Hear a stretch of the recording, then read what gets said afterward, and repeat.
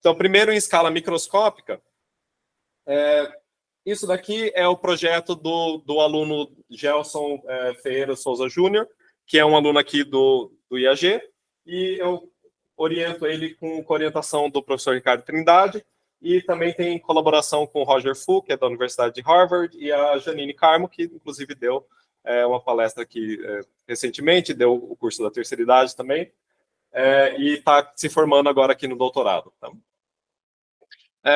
Então, no paleomagnetismo, em geral, a gente usa amostras que são cilindros de rocha, tá? Que tem mais ou menos aí o tamanho de uma moeda, e a gente mede a magnetização, ou seja, o campo magnético registrado nessas amostras como um todo. A gente pega uma amostrinha dessa, tá?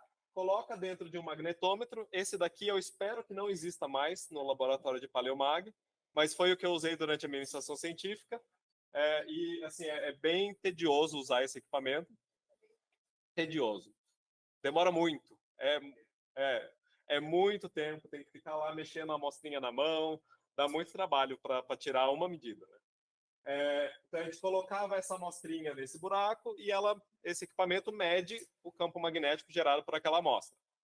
Tá? E é a amostra como um todo.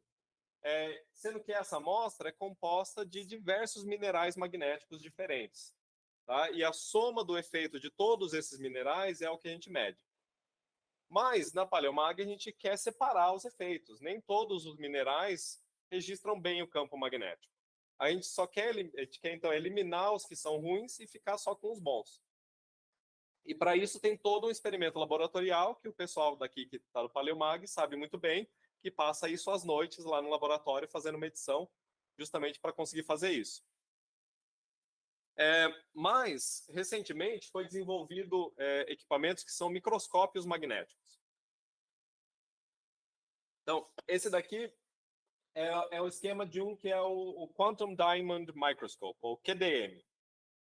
Tá? E ele é capaz de medir o campo magnético em uma lâmina na escala de microns, ou seja, é muito, muito pequeno mesmo.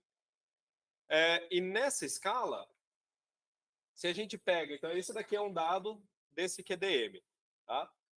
A escala aqui são 2 microns, desculpa, 2.000 microns. Tá? Então, isso aqui é um pedacinho muito pequeno de uma amostra, e o que a gente consegue ver nesse dado são essas bolinhas azuis e vermelhas. Né? Tem sempre um azul e um vermelho junto. Isso daí é o sinal dos minerais magnéticos individuais. Tá? Então, cada parzinho desse de azul e vermelho é o sinal de um mineral magnético em particular. Tá? E esse daqui é um dado que veio do projeto da Janine. Tá? Mas está sendo publicado num trabalho do Gelson que a gente estava desenvolvendo. Então, o que a gente queria tentar fazer com esse projeto será que eu consigo, primeiro, identificar todos essas bolinhas azuis e vermelhas, todos esses parezinhos que a gente chama de dipolos. Tá? Será que eu consigo automaticamente achar todas essas centenas de dipolos que tem nessa imagem? E uma vez que eu determino esses dipolos, será que eu consigo calcular, através dessa observação do campo magnético deles, qual é a magnetização de cada um desses dipolos? Porque se eu conseguir fazer isso, a gente consegue tentar separar os grupos de dipolos, os bons dos ruins, tá? Com menos etapas, com mais precisão do que se consegue fazer quando a gente mede o campo total dessa amostra. Tá? Então, para fazer isso, a gente estava usando várias técnicas da geofísica aplicada, que é a minha especialidade. Tá? Então, o professor Ricardo Trindade, que entrou e o Gelson, né, entraram como especialista no paleomagnetismo, e eu entrei como a pessoa da geofísica aplicada. Então, coisas que eu faço rotineiramente em escala continental, a gente está aplicando para esse negocinho aqui que tem alguns centímetros só de tamanho. Tá? Mas a gente está reutilizando as mesmas técnicas com algumas adaptações. Então, primeiro a gente faz um filtro, tá? Que é para o pessoal que estava na aula de GraviMag. Deixa eu ver se tem alguém aqui. Ah, tem alguém, sim. Para o pessoal de GraviMag, tá? A gente acabou de aprender na sala, 20 minutos atrás, o que é a amplitude do gradiente total desse dado. Então, essa é uma transformação que a gente faz, uma manipulação do dado que elimina esses parzinhos, né? Então, cada parzinho desse daqui, de um azul e um vermelho, vai virar uma bolinha só. Ou seja, para cada mineral magnético, eu vou ter um sinal só ao invés de dois. Isso simplifica a minha análise. Então, a gente faz essa transformação. Só que um problema aqui é que alguns deles são muito mais fortes do que os outros. Então, nessa imagem, eu vejo só esses 3 dipolinhos, talvez 4, se você tiver a vista bem boa e o contraste aqui no projetor for bom, você consegue ver alguns mais, mas a maioria deles acaba sumindo. E é porque eles são muito fracos comparados a esses outros minerais que são muito fortes.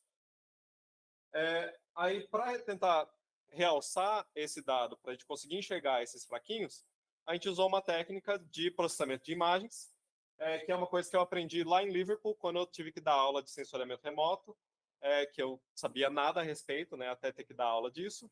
E uma das coisas que eu aprendi, né, dando essa aula, foi várias técnicas de processamento de imagem, porque a gente lida com imagens de satélite em sensoriamento remoto. Então, assim, dar aula também é um aprendizado muito grande e a gente traz isso para o nosso trabalho também no dia a dia. Então, a gente fazendo esse realce de contraste de imagem, eu consigo ressaltar todos esses efeitos desses dipolos pequenininhos. Então, nessa imagem que já teve esse realce de contraste, eu consigo enxergar muito mais do sinal desses dipolozinhos. E aí, mais uma coisa que eu trouxe do sensoriamento remoto, que também é muito aplicado em astronomia para a detecção de estrelas em fotos de astronômicas. Tá? É um método que ele acha bolinhas numa imagem.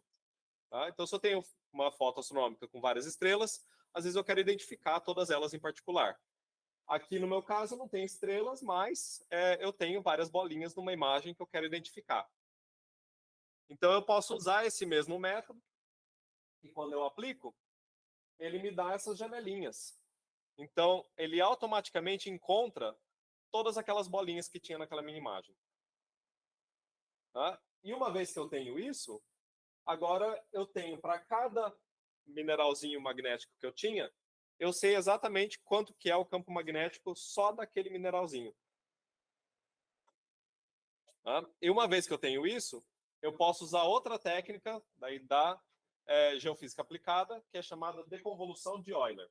Aqui é um nome todo chiquetoso, mas basicamente o que ela faz é, dado o campo magnético, me dá a posição de onde está esse mineral. Ou seja, onde na lâmina ele está e quão profundo ele está. Então, esses pontinhos pretos são a localização desses minerais magnéticos. Tá? E a cor deles, se ele é mais branquinho, ele está mais na superfície da minha amostra. Quanto mais escuro ele tiver, mais para fundo ele está na minha amostra. Tá? Então, com esse processamento, eu consegui, baseado no dado do campo magnético na microscopia, eu consegui identificar e localizar todos os minerais magnéticos que tinham naquela seção. Tá? E tudo isso daqui roda em questão de segundos. Tá? Então, é tudo muito rápido. E uma vez que eu tenho a localização e eu sei qual que é o sinal de cada um desses dipolinhos, eu consigo fazer uma coisa que é uma inversão, que é quando eu pego uma observação do campo e eu tento achar como que é a subsuperfície. Tá? Então, a mesma coisa que eu fazia no meu mestrado, no meu doutorado, à escala continental, a gente está fazendo aqui numa lâmina, e o que eu estou tentando achar é a direção da magnetização de cada um desses dipolinhos. Então, esse daqui é um mapa no qual as setinhas elas estão colocadas em cima de cada um dos minerais magnéticos. Tá?